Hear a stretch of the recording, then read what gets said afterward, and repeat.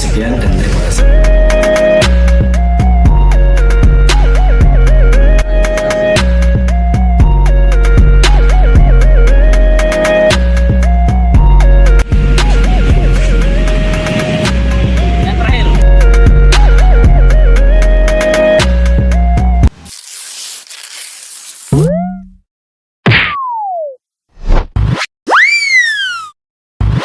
Yang pertama adalah etika. Etika merupakan suatu ilmu yang mempelajari tentang tingkah laku manusia dalam pergaulannya dengan sesama manusia, yang menyangkut tentang aturan dan perilaku dalam berperilaku yang benar.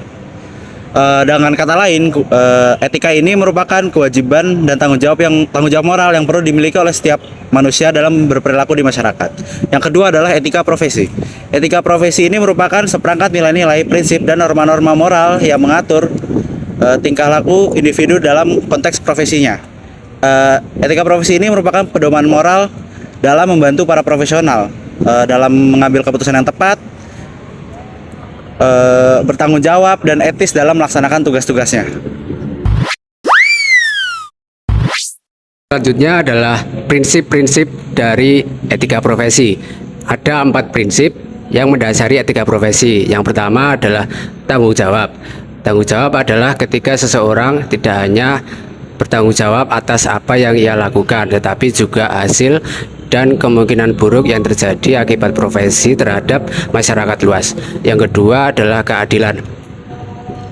Prinsip keadilan adalah untuk menghindari adanya diskriminasi terhadap sesama para anggota di profesi tersebut. Dan yang ketiga adalah otonomi. Prinsip otonomi adalah untuk memberi wewenang terhadap individu untuk setiap pekerjaannya. Dan yang terakhir adalah integritas moral. Integritas moral adalah prinsip yang terkait dengan nilai kejujuran dan prinsip moral yang ada pada diri seseorang.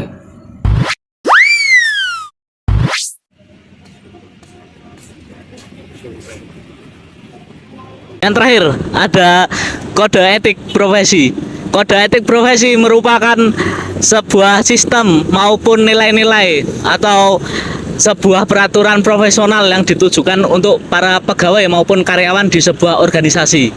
Serta dengan adanya kode etik profesi ini, maka para pegawai maupun karyawan akan wajib melaksanakan tugas mereka. Serta dalam kode etik profesi ini memiliki sebuah tujuan, yaitu yang pertama, meningkatkan nilai moral yang dimiliki oleh karyawan, serta menumbuhkan rasa nilai moral yang dimiliki oleh para karyawan maupun pegawai yang ada di organisasi tersebut. Sekian, terima kasih.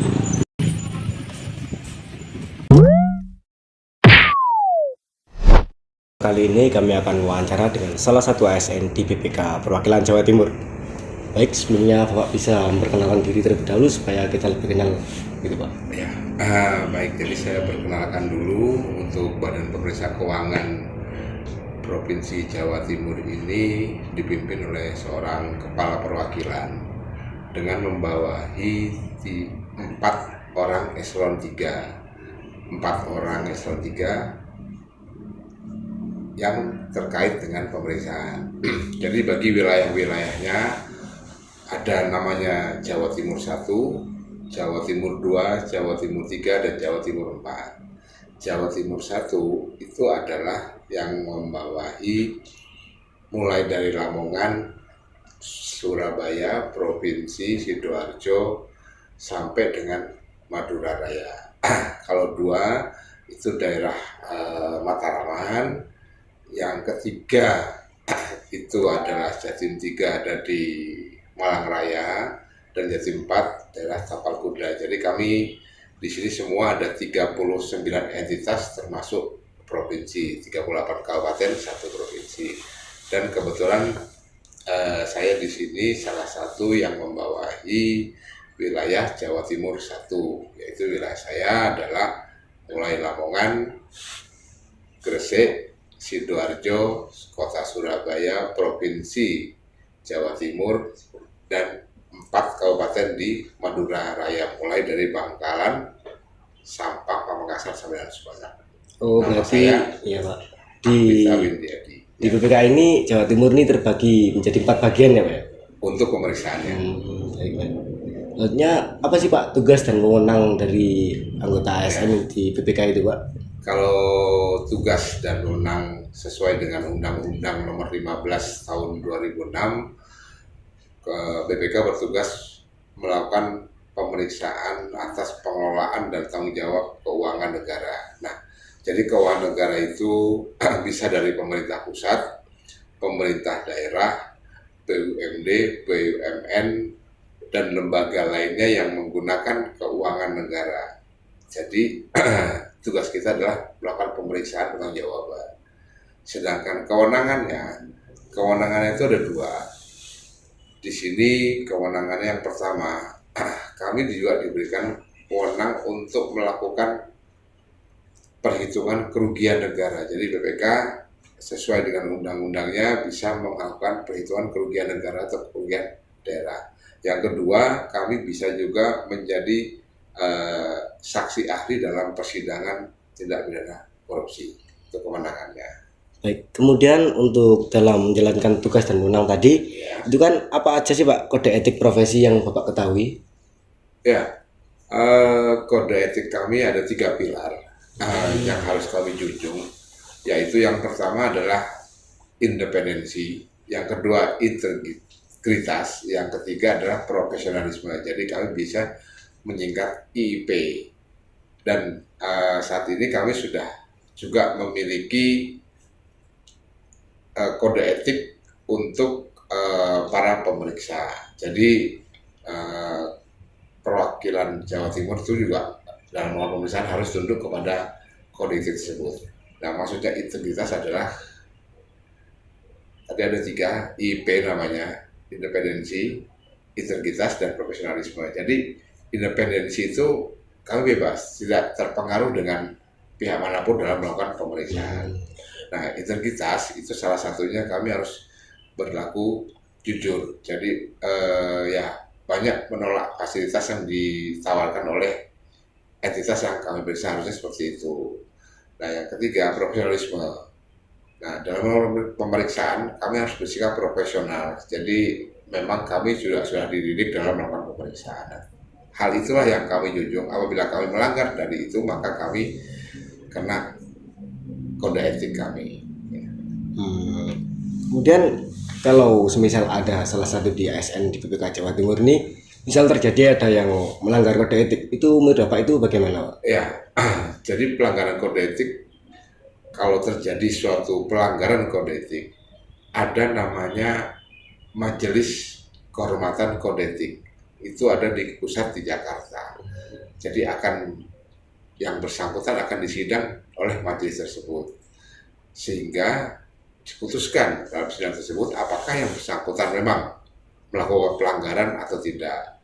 Nah, kalau terjadi pelanggaran, maka akan diberikan sanksi sesuai kode etik yang dilanggar oleh majelis.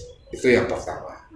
Nah, setelah ada sanksi kode etik, itu nanti akan ada sanksi berikutnya. Nah, sanksi kode etik itu ada beberapa hal. Jadi kami di sini pemeriksa, itu ada namanya pemeriksa utama. Bawahnya lagi adalah pemeriksa madya, kemudian pemeriksa muda, dan paling awal adalah pemeriksa pertama. Nah, jadi kalau melakukan pelanggaran, kami dapat diturunkan jabatannya dari yang lebih tinggi ke lebih rendah. Selain itu, ada juga yang tidak boleh melakukan pemeriksaan dalam kurun waktu tertentu, atau juga tidak boleh melakukan pemeriksaan selamanya. Jadi dalam melakukan pemeriksaan, kami ini punya kayak semacam apa ya, kendaraan itu harus memiliki SIM.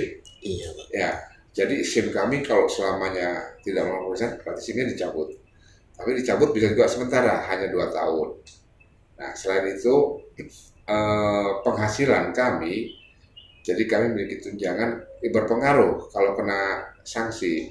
Misalkan dari muda turun ke madya, maaf, dari madya turun ke muda, itu akan turun penghasilannya.